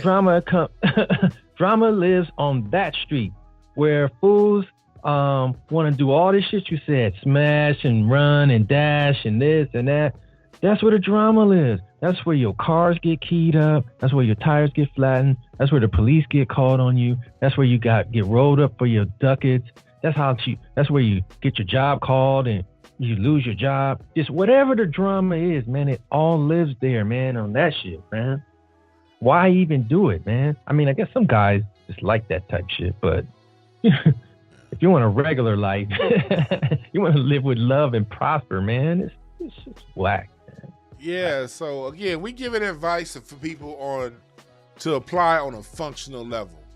I know some of this stuff may be sounding different than what you're used to hearing from men, but we hear about, you know, Mike had, man, you got kids that graduated college, boy. Man, 3, baby. 3. Talking about, man. Talk about life as a father like that. Let's talk about this, man, because I had 3 kids to go to college, right? And I wanted to make sure. You don't want to buy child support, right? Hell no. You never had to pay child support, right? Hell no. Thank you. So I'm letting you say it, but I'm just qualifying it. Fellas. Yeah. You about to hear advice from a man that got children from a woman, and he never had to go through court and child support to support his children. So let me tell you something. It's a different level of advice. We telling you what it takes to get there. What before you get, because once you get and have a baby, you nut up in some chick that you don't like, and you go through child support, That's because you want a vibration. You expect you doing low vibrational shit, you gonna get low vibrational shit in return. So yeah, what we sound like may sound like we simping because we say a woman has an opinion, but when we have that kind of mindset, you end up in a world with children who graduated college and no child support. But go ahead, brother. Yeah. No child support, no student loans. You know, they all got jobs. You know what I'm saying? And what it comes from is like, one, being the example, right? Always living the example, and always like supporting them like on the path they want to be on. Because for me, man, I was a bad student, man. I'll say it a million times. I was a clown. I was a class clown. I'm always playing. I want to go to parties. I want to do all this shit, man. I was not a good student. So for my kids, man, I had to like, I didn't want to just take my hands off and say, oh, hey, man, you know, I wasn't a good student. Hey, you don't have to be one either. Like, no, they got these expectations. They want to go to this school, and this school. They got to work hard, man. And I got to be there to like to support them working hard. So when it came down to college, look, man, I had the same problems with everybody, man. You know, like I didn't have money saved up for college for my kids.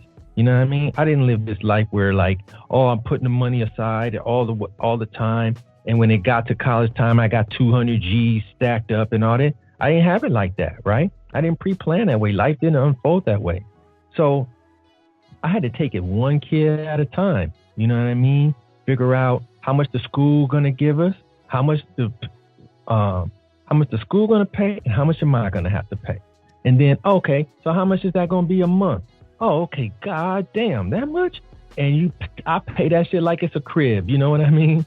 And with each kid that goes to college, man, I just did it that way, man. And I wasn't paying child support. You know what I mean? I wasn't paying for 2 households, 3 households or whatever.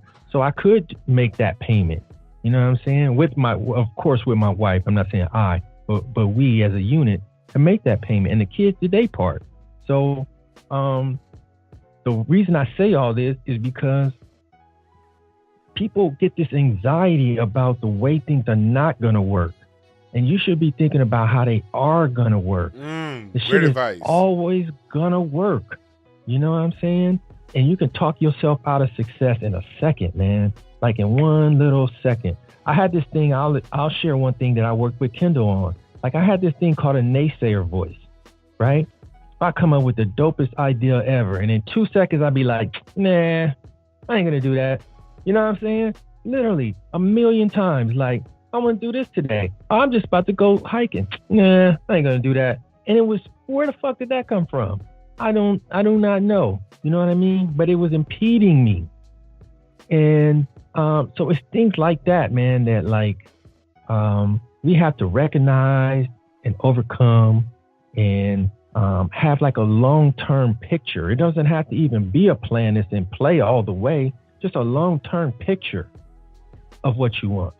And you'll get there, man. This shit gonna materialize, man. Real talk.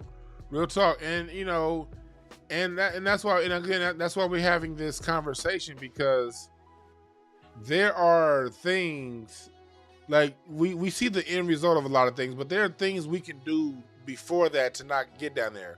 We know the child support system is targeting black men. We know that. We know the child support system is created. It was an article, and I'm going to do a news breakdown on this in a couple weeks, whenever I find the time. But there was an article that was in the LA Times a couple weeks ago talking about how much the state of California makes of the child support system, and you know, and we know that that as black men they have these traps for us. And so we know that there are things, but when there are traps don't mean a permanent guarantee. It doesn't mean that's your a trap. Just because white supremacy has traps for you doesn't mean it's your destiny. There are things through conversation like this that we have that we can do to avoid those traps. And one thing we can do to avoid those traps is understand that women are more than just a set of drawers. And when you approach women from a holistic point of view like that, from these are human beings with a high level of, not some substance, a high level of substance. Now, if the women you around ain't got no substance, check yourself. That means there's something within you that's lacking, that's not attracting. Because I'm gonna tell you something. A woman with substance ain't fucking around with no loser. Once she identifies loser, once she may even let you get the draws sometimes. Right. Yeah, ladies like losers for the draws. And ladies, if you see a nigga's loser, you shouldn't give him the draws. That's the other side of it. Yeah, that's the other side of it. Exactly. Stop messing with losers. Stop messing with losers. That's a simple fix. Women, when it's coming to this whole abortion thing, ladies, stop giving losers the draws. Loser niggas understand that women are worth more than the draws. And through that, we can, as a community, solve our own problems. We're giving you the direction of what it's like to be married and take care of a woman who got your fucking back. And to live a drama, no life is drama free, but a drama minimal type life. You can go around thinking that women are just objects and just tools, or if I make $300,000 a year, I'm supposed to just buy her this Mercedes and she's supposed to shut up and cook my dinner. You can live your life like that if you want to, but again, it's a reaction. There's a consequence for all of that. Or look, that's shallow. Go ahead. Look, that type of shallow expectation right there, right, that you just said, is only gonna come from a shallow woman to fulfill that.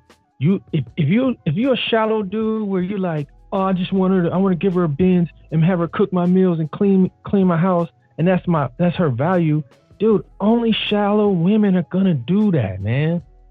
You're not gonna get a good one.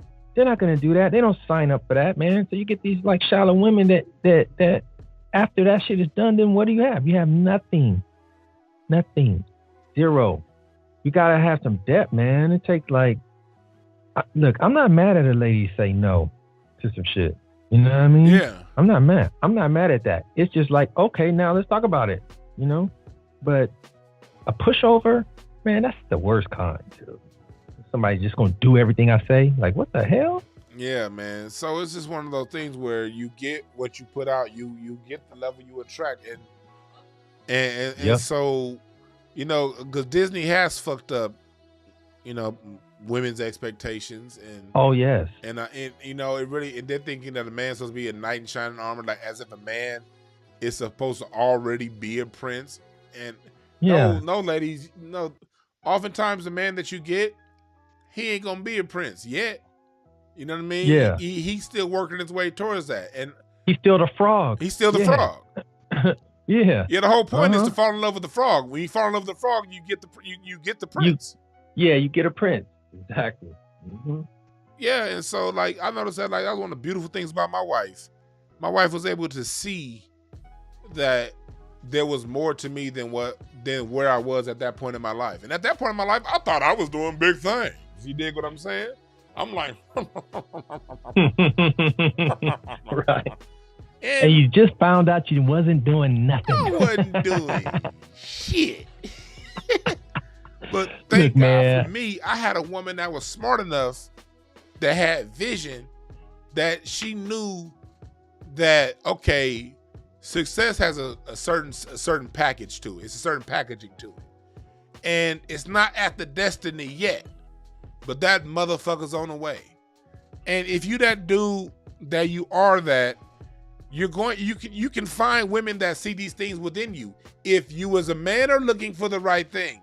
Now, if you was a man, if you're looking for just the superficial things, she gotta look this way, she gotta be this, that, and she basically gotta be the kind of woman that looks like the kind of chick all my homeboys wanna fuck. That'd be the issue. Niggas be trying to find the chick that all his homeboys wanna fuck, and not the chick that he truly, truly likes himself. So, you know, that's why it comes down to being a deeper thinker than what you see, and knowing that there's more to you than that. Because you'll attract that. Back. If you attract the superficial shit and you get the superficial shit in return, say thank you, because that's what you put out there. Yeah, that means you superficial, nigga. Yeah. Hey man, you're gonna get what you attract, bro. You're gonna get what you attract. And then like, so if you get what you attract, you gotta be open to accepting what you attracted. Yeah. You know, you gotta be. Cause everybody that's normal out here, man, we need each other. We attracting each other, man. You messing up the mix over here with your bullshit. You know what I'm saying? For real though, man. I'm gonna look at some of the questions in the chat room. Somebody said, if I built a life of my own, what is she gonna do for me? First of all, young man, you're the male. Let's go take this back to nature. You're supposed to always be in position to, providing is just the male role, period. That's what we do. When men build, women organize.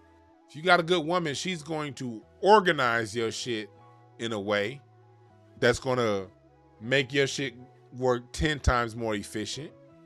She's going to give you viewpoints that's going to help you grow and potentially make more money. And she's going to find those snakes in the grass, because if you're a man that build, you can guarantee it's other men around here that looking to destroy your shit. And she makes you accountable too. And she's going to make you accountable. I'm glad you said that, because a woman can only take what you say for so long. There's a lot of niggas out there that say one thing and do something different. A woman's going to make you mean what you say and do what you say. And a lot of niggas like huffing and puffing and running their goddamn mouth. And the minute that woman pull a card and be like, okay, what are you doing? A lot of niggas don't like that shit. But that accountability that she puts on you, on your ass, fellas, that's gonna make you be 10 times the nigga you would have been without it. That damn accountability. And then like I like to say to that question, right? It's like, what is she gonna do for me? Or what did he say? What's she gonna bring me? What's she gonna do for me? What is the woman gonna bring you? Like they got this thing called love, man. Like, do you want love in your household, bro? Do you want to be loved and admired and be able to provide love? That's what the shit is about, man. There's no just say, what is she gonna give me? It sounds like you want her to match what you're doing or what you're building and all that. Lady not supposed to match you, man. Lady not supposed to, oh shit, I built the house with shit. How much money you got on it? Man, that's where the game is all screwed up, man. That takes her out of her feminine energy. That makes her mannish, right? And the more mannish that you make her, dude, the less of the value you're going to get out of her, man. And I'm not saying ladies can't work, because, hey, we in this society and it's like that, but your expectations of her don't have to be that she's a man like you. And that's what someone in the chat room said, really successful people are already accountable and organized. That's not true. People, sometimes that is so not true. That's a misnomer. People think just because you got money, you got everything else. And there's some people who are just good at attracting money, and the rest of their life is in shambles. I'm here to tell you, I know a lot of very wealthy people, rich. I ain't talking about just rich. I'm talking about people who have generational wealth. And let me tell you something. Oftentimes, these are the most slickster ass niggas that you can find. They need a goddamn woman to really get their shit in line. But the problem is, they wealthy, they got a little bit of bread about them. They're not looking for women of substance. They're looking for women that their homeboys want to fuck on that shallow bullshit, and their life is in shambles. No, just because someone has money doesn't mean they have everything else in line. No, and again, fellas, we're talking about getting a woman of substance. We ain't talking about some of these hoes you niggas like looking up. We're talking about two different things of substance. And this is something that you have to understand early in order to get, because what happens is you get women that don't have substance. You get a woman that ain't about shit. Here's what mistake a lot of men make. Let me tell you right now. This is where a lot of men make mistakes when it comes to choosing a spouse. You'll have a homegirl that's mad cool with you. You'll have a homegirl. Moderators, don't time anybody out right now. If they have something, as long as they're not trolling, let them say what they gotta say. They don't have to agree with me. As long as they're not trolling, let them say what they have to say. And as long as they're not spamming. I just lost my train of thought. What did I just say, Mike? Damn, man. When you said that shit, you made me high as hell. Homegirl. I was saying, this is what happens with men. You have a homegirl that you down with that's cool with. Right. That y'all can finish each other's sentences. But you won't really, you kind of just don't really take her serious. And then you got the other chick over there. Y'all got a certain chemistry when it comes to fucking. Or she has a look. She looks a certain way that makes that you feel makes your homeboys jealous. You married a chick that you have a sexual relationship with, but not much of substance outside of that sex. And you kind of take for granted and put to the side the homegirl who you really have a bond with. And you kind of play her off to the side, and you married a chick that you just, got a superficial relationship with, and then you turn around and you expect that woman who has a certain look, who has a certain thing about her, and you want her to be your whole fulfilled wife when she never showed you that shit to begin with, nigga. Exactly. They talking about why you not more like my homegirl.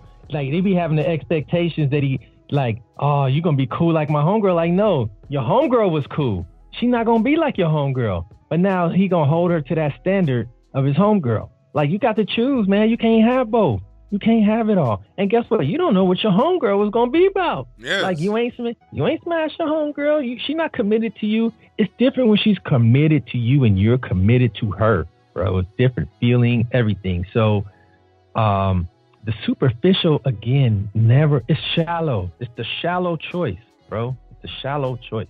I gotta keep saying it. Yeah, and so, because people, there's a lot of people that are out there bitter and hurt, and oftentimes you just chose the wrong one, homie. And that happens. And but it's best that you learn from that and find the mistakes, because the problem, let me say this, this goes for the ladies and also for the men. The problem is not the opposite sex. Men, the problem ain't the women. Ladies, the problem ain't the men. Whatever problems that arise, the problem's in the mirror. And let me tell you another thing. Sometimes you fell in love and had a great relationship, but the relationship ended.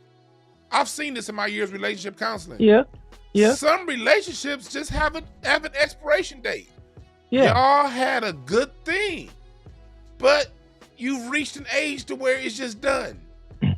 And that's fine. That's nothing to judge. That's nothing to say all women this or all men that. That's not to cast aspersions on you and say that you're a bad person. You may have just had someone that was there for 5, 10, 15 year season in your life. Now they on to a different season. You on to a different season. In chronology, we do this all the time. You got your different seasons of your life. We live life in 13-year cycles. Your first 13 years. You kind of learning the world around you. And you see what it is, trying to find a way it fit. Your next 13 years, from 13 to 26, you're applying the lessons that you learned from 0 to 3.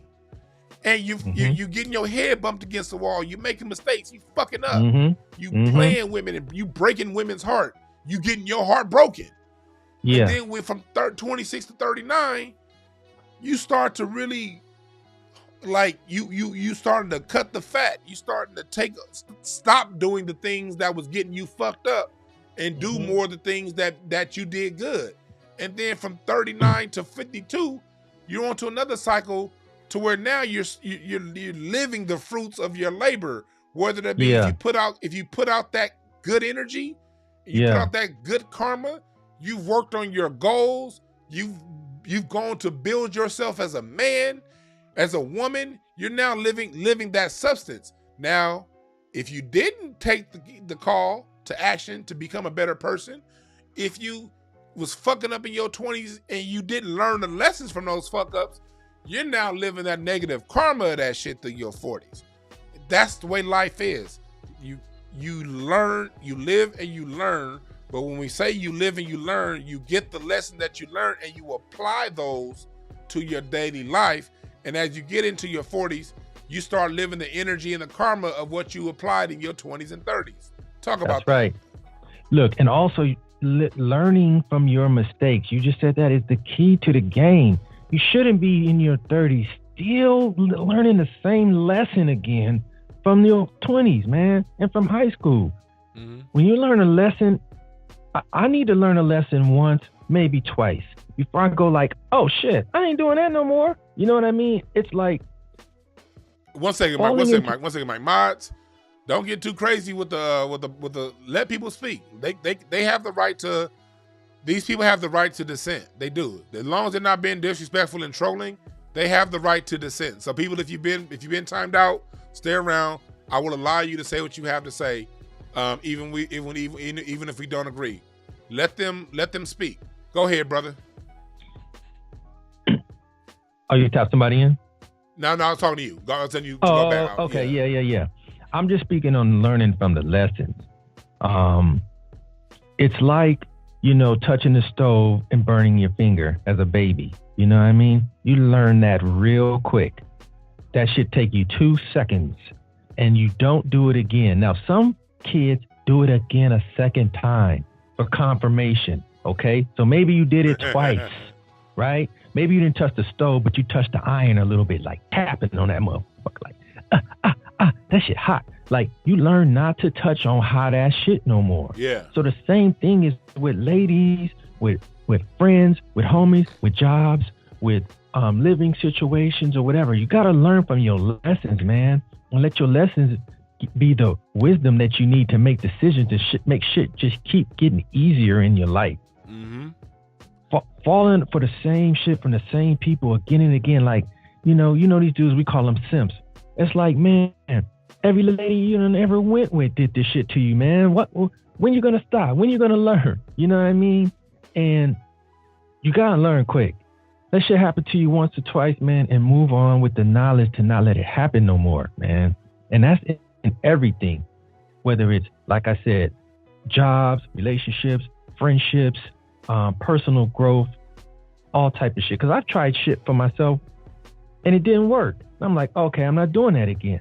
You know what I'm saying? So I want to bring up this book that was great for me. There's this book called damn, how did I just go blank? It's called The Powers of the Subconscious Mind. Okay, speak on it. And what your subconscious mind does is it does whatever you tell it to do. Okay? So your subconscious mind is always working. Always. Okay? It doesn't sleep, right? It doesn't sleep. You sleep, but it never sleeps. And it's looking around in the universe to make sure that what you asked of it is going to take place. So when you spend your time thinking about bullshit and negativity and what you don't like and what's not going right, your subconscious mind doesn't judge you, right? So if you say, man, I hate my job, it's going to keep you in a job that you hate. You're not changing your thoughts to say, I got a better job coming. You could literally change the dynamic with your subconscious mind. Then it'll put you in a place where the better job is. It'll put you in a place where you can receive it, all these things. So this book really just tells you how to master your subconscious mind to work for you. When I learned that, man, it was like life changing. This was about when I was probably like 35 when I came across this book. I had never even considered the power of my thoughts, but the power of your thoughts are everything, man. And they call it that.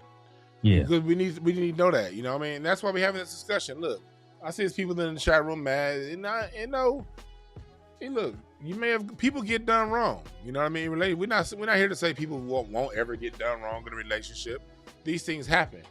But all we're saying is life is, 10% what happens to you, 90% how you respond to it. And so, and wherever you are, that doesn't mean you have to stay there. There are levels to this life game. And you want to level up. If you're not where me and Mike are talking right now, that don't mean there's nothing wrong with you. It means okay, maybe we're throwing something out there for you to level up and get to. And because if we're living it, it don't mean you can't. You know what I mean? Your past experiences do not dictate your future. Your future is decided 100% by you and the decisions you make starting right now. And what you're open to too. Because if you tell yourself something can't be done, something's impossible, if you take options off the table, guess what? You're not going to get them. Stay off the table. You can't take options off the table and then get mad the options ain't there. Right. You took them off the table, nigga.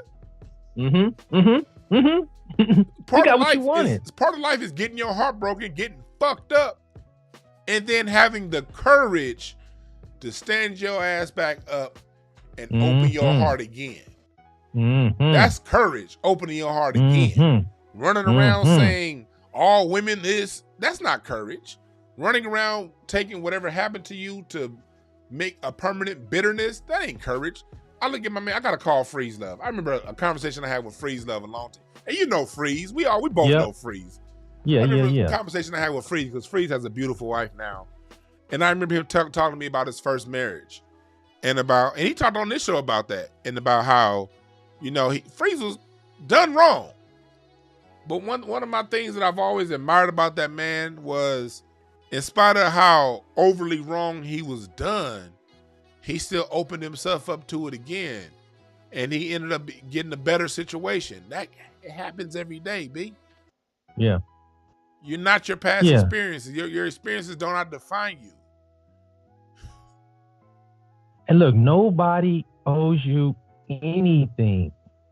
You can't have expectations in life about people owing you shit, man. You literally are in control. That's what this book tells you. Like, you're writing this right now.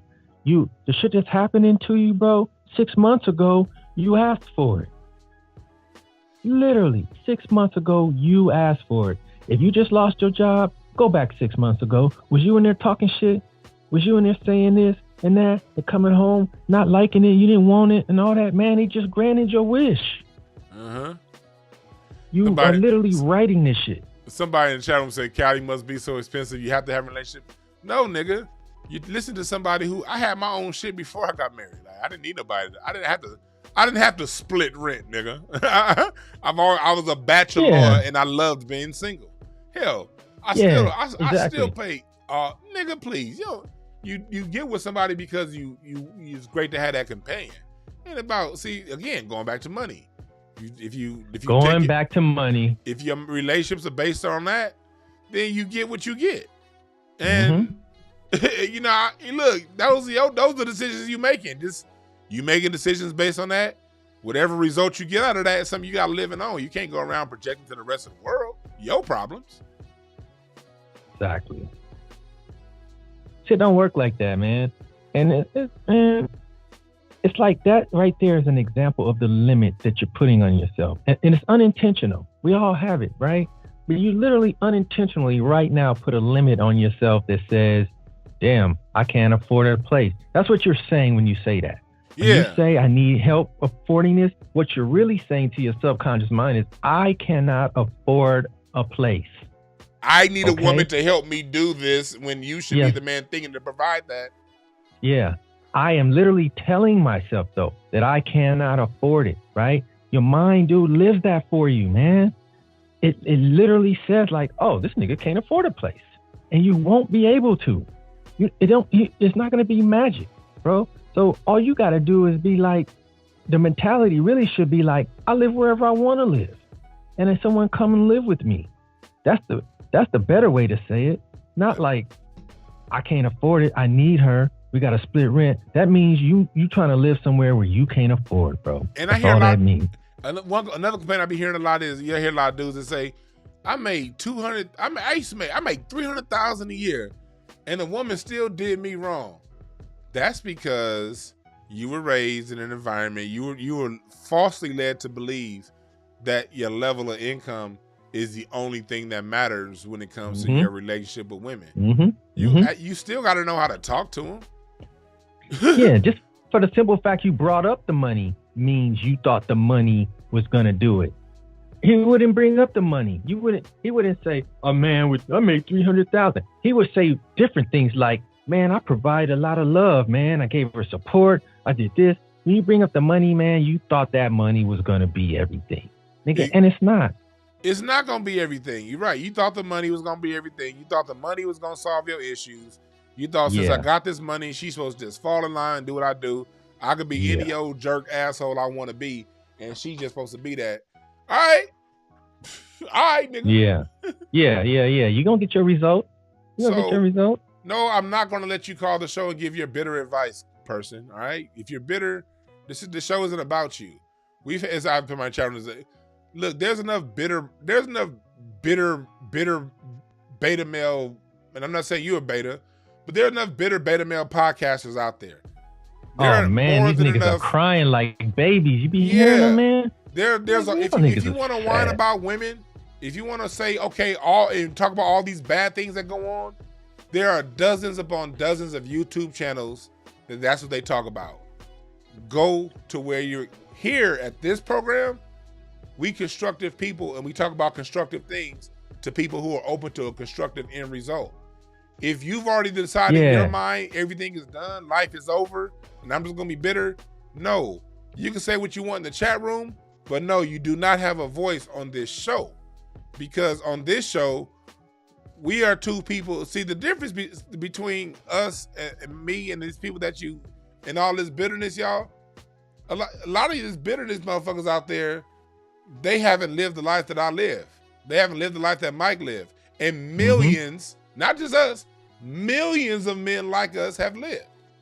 So the problem is, us who have done it the right way, thus who don't have these issues, we tend to just fall back and let these bitter, angry niggas talk. Ain't that kind of how we kind of just let them talk and sit back and laugh at these niggas. Yeah, be laughing at these dudes, man. So lame, man. We be thinking, what's wrong with you niggas? Yeah, you the girl. You the one that's the girl. Man, these niggas are lame, man. There was this funny little thing, this show, The Little Rascals. Yeah. Called the He-Man Woman Haters Club. I remember that. And basically, these are all the dudes that couldn't get no girls. So they were part of the He-Man Woman Haters Club. And this dude, Alfalfa, had homegirl Darla was his girlfriend or whatever. And he used to have to fake like he didn't love Darla to impress his He-Man Woman Hater Club dudes, man. That's what these dudes are, man. When I see them, that's what I think about, man. Y'all, it's so lame. It's like, where's your self-esteem? They haven't accepted that the person that the answer to all your problems is in the mirror, homie. Michael Jackson said it best, nigga. In the mirror, man, bro. In the mirror. Like the No Ma'am Club on Married with Children. It's like, y'all married. You chose. Peggy was a lazy broad before you married her, Al. Yeah, exactly. And now so it's just one of those and things look, where, and look at this, Dewan. Hold on. Al sold shoes, man. You know what I mean? And he wasn't selling no Chanel, this and that. That nigga was down at the mall selling shoes, man. He wasn't bringing in no ducats. He ain't had no life. He couldn't even demand nothing.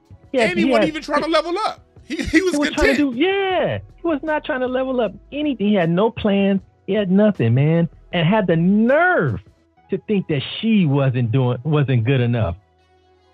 Had the nerve.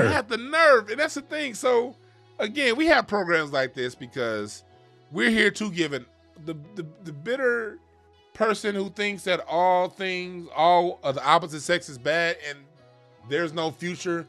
You guys have had the mic for a long time, for about 40, 50 years now. People who have these non-constructive points of views on relationships, or either that, or you people like your Steve Harvey's writing books on relationships, being divorced 3, 4, 5 times. These been the people in control of the mic for too long. And so now, no, this is an environment for people who are looking for constructive results to get a constructive message from constructive people who have lived the results, who are currently living the results that we speak on. Yeah. And because there's somebody out there right now that although no matter how bad your experiences are, no matter how terrible that relationship was that you grew up under, your father not missing, you were the person that fixed that. There are people out there, there are men out there who grew up without a father, who grew up without a grandfather, and they were the change in their family line. There are women out there who grew up with a mama on welfare who wasn't shit, who said that, you know what, I'm not going to be like my mama. I'm going to be my own woman. We speaking to y'all. We are people out there who have been divorced, who have fucked up and been fucked over. But they say, you know what?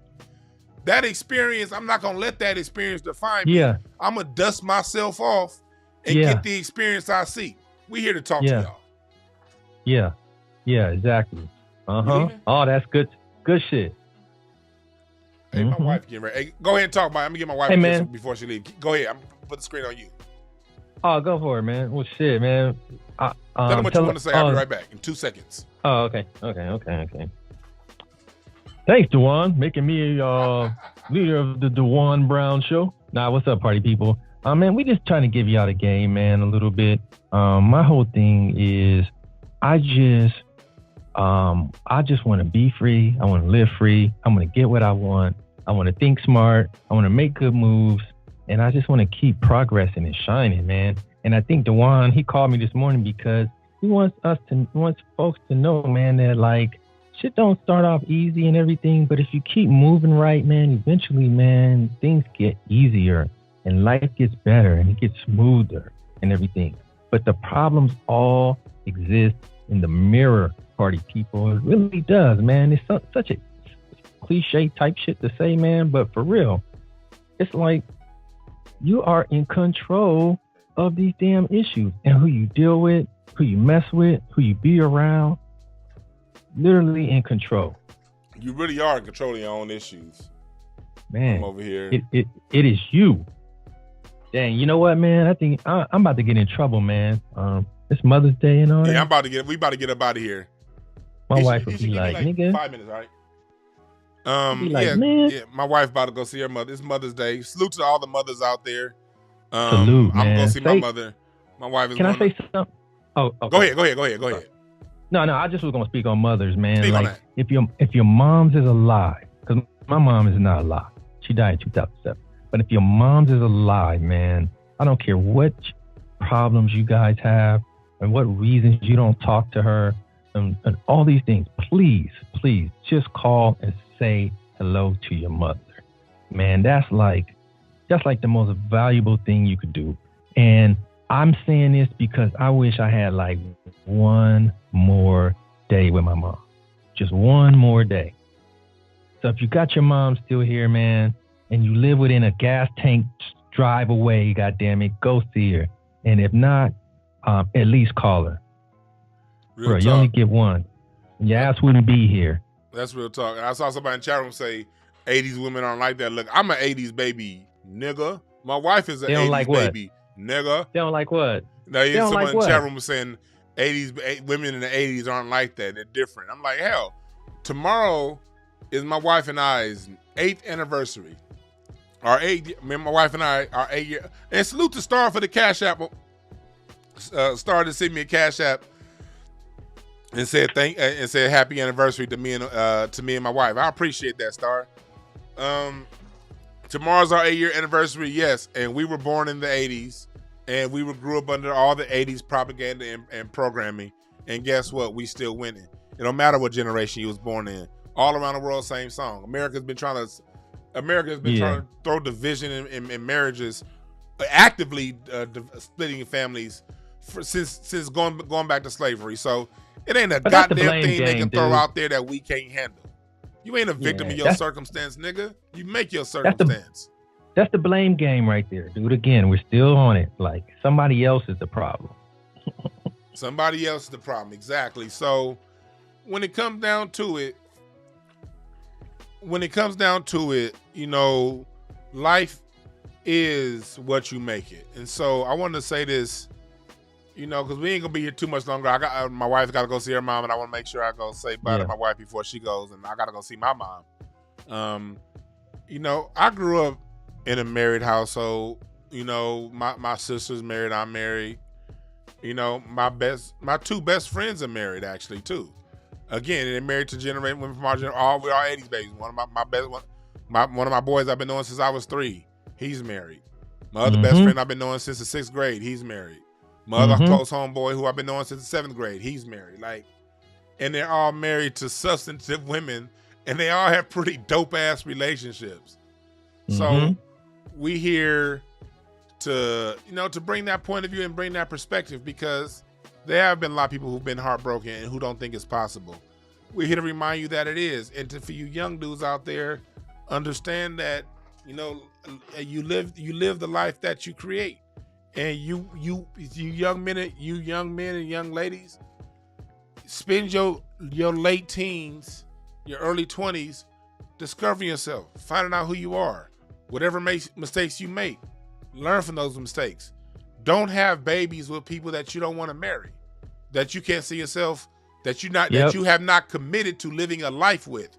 You know, have all the sex you want, but abortions just got banned, so protect yourself. Take the necessary precautions to not have children with women that you don't all the way know, and vice versa. Be responsible, and if you be responsible, you make good decisions. You will fail, you will fuck up, things will happen to you wrong. But when you learn from that shit, as you get into your late 30s, early 40s, you're going to start to live the karma of whatever you put out in your 20s, in your early 30s. So make sure you're putting out there what you want in return. It really works, man. That's the thing, man. It's like, this ain't no fake bullshit, man. This shit really works. It's really the way life is, man. It's your thoughts, bro. Your thoughts become things. They everything, bro. It's your thoughts, man. I like to see all my young brothers win, man. I like what I do see in a lot of young brothers, man. A lot of guys doing their thing out there. And I'm really proud of y'all, man. Some people shining brighter than I shined at their age. You know what I'm saying? And I think it's shit that we did that maybe positively rubbed off on you. But y'all out there that's doing your thing, man, keep doing your thing, man, and stay focused on an outcome, bro. And that shit will come. Real talk. Stay focused on the outcome, because, you know, and for those of you who want, you know, better service, I'm writing my book on communication right now. Still haven't decided the name of it yet. But hit me up. You know what I mean? I got programs. I write a book where we're talking about, you know, speaking, how to speak to your spouse with love and care. Hit me up. I can help you out with this. And also join the Patreon. If you don't got the money for my personal services, hit up the Patreon. On the Patreon, we will be having deeper discussions and going into your personal issues, and then helping you solve those, and so I can be more specific with you individually. So hit up the Patreon for that. We're going to start those programs once my book is released. My book, hopefully, will be released pretty damn soon. I'm just finishing it up with the editing right now. I got to make sure it's right, tight, and perfect. Mike, tell them where they can find you, brother. Find me at King Mike Boogie on Instagram, on Twitter. My podcast is called Mike Robertson Boulevard. And what else? I'm Mike Robertson on Facebook. Also, we got Mike Robertson Boulevard on Facebook. And shoot, just holler at your boy. Yes, sir. On a stage near you. And I want to thank I got to get back on the stage, man. Yeah, we do, man. I want to thank you for coming on the show again, Mike, man. I say, between you, Larry, man, y'all really held me down when I was first starting this show out. Man, I love it, man. You and Larry in the chat room, he would call in from Houston, and I wouldn't be where I am right now if it weren't for y'all really being there for me every week and really helping hold me down, because I needed that time. I needed the support of my brothers to get to where I needed y'all to support me till I got to the point to where I could support myself. And you guys showed what our black community is about. People always talk about what we don't do, how black people don't stick together, and how we need to get together. We need to do this, and you don't see black people don't stick together. No, nigga. Those are your corny ass friends. Don't speak for all black people. That's your corny ass association you are with. Yeah. You are we out here making moves. Exactly. You're in an environment of cornballs that look out that hate on each other. Don't put that on all black men. Because I can tell you that right now. When I needed, every time I needed some help, every time I needed the support of my brothers, every time I needed black men to be there for me, I got the support every time. And you're living proof of that, Mike. Larry in the chat room, he's living proof of that. I don't have them issues. Larry. Maybe because I'm a supportive person. Maybe because I put out there the things that I want, and then need from other people. I give that to people first. You gotta show me you ain't shit for me not to fuck with you. I'm not gonna just say everybody's this and I'm over here doing that. And you gotta show me you ain't shit. If not, I give freely, because when love you give, when love you receive. Love is an infinite amount of energy. Yeah. There's no limit to the love you have to give. Empowerment, love, being a better person, that is an unlimited source of energy. You have to just tap into it, but you tap into it by giving it first. Giving it first. And it don't mean your heart ain't gonna be broken. It don't mean you ain't gonna be screwed over. Hell, the first person, people in the chat would have been listening to a long time. Y'all know who I'm talking about. When I first started this podcast, I got screwed over by somebody way richer than me that I was left with the tab. I didn't get here because I wasn't screwed over. I got here in spite of being screwed over. Because you were. Because look, I give everybody the same love in the beginning, and then I let you chip away at it. If you don't chip away at it, I ain't gonna chip away at it.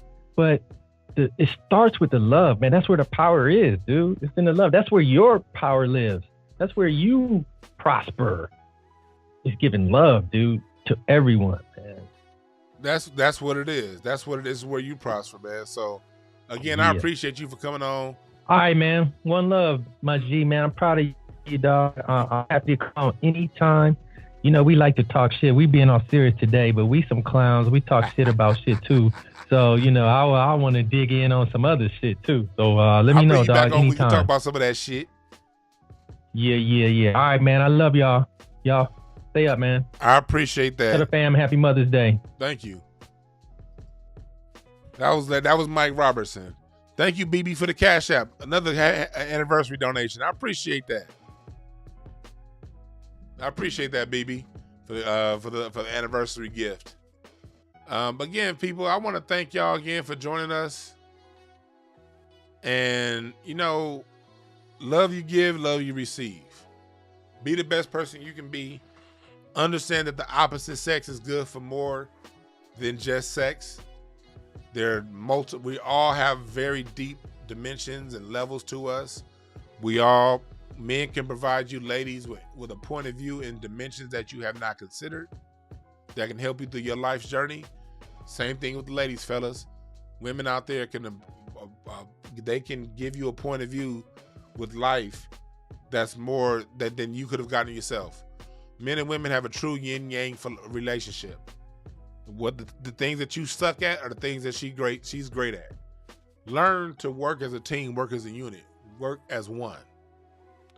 And when you learn that, you can have a fulfilled life. I will be doing relationships readings pretty soon. Give me June. June is when we're gonna start doing relationship readings on this show. That's gonna get very interesting. I'm gonna be pulling you niggas cards and I'm gonna give you guys some dating advice based on personalities, who's compatible for you and who's not. That's not ready yet. That's coming. But in the meantime, be the best person you can be, and hit up Kendall for some hip. If you really fucked up in the head, like we all are in certain levels, hit up Kendall Cobb in the chat room. She'll straighten that shit out. Hit up King Simon. He'll help you straighten that shit out off the numbers. 347-496-1022. Text King Simon your name and full date of birth and let him know that Dewan B sent you, and he'll give you a special rate. All right? Yeah, I read Larry's relationship cards and I was dead on. I'm learning relationships now. I'm not all the way there. I'm learning it. So right now I'm practicing reading the cards on my friends. I read Larry's relationship, but still, I want to get a little better at this before I start coming to y'all with it. You know what I mean? I'm learning this. I'm a student right now. Pretty soon I'll be the master. But you got to be the student first. And remember this. There are no perfect messengers, only perfect messages for those who are willing to pick up the game. My name is Dewan B. We out.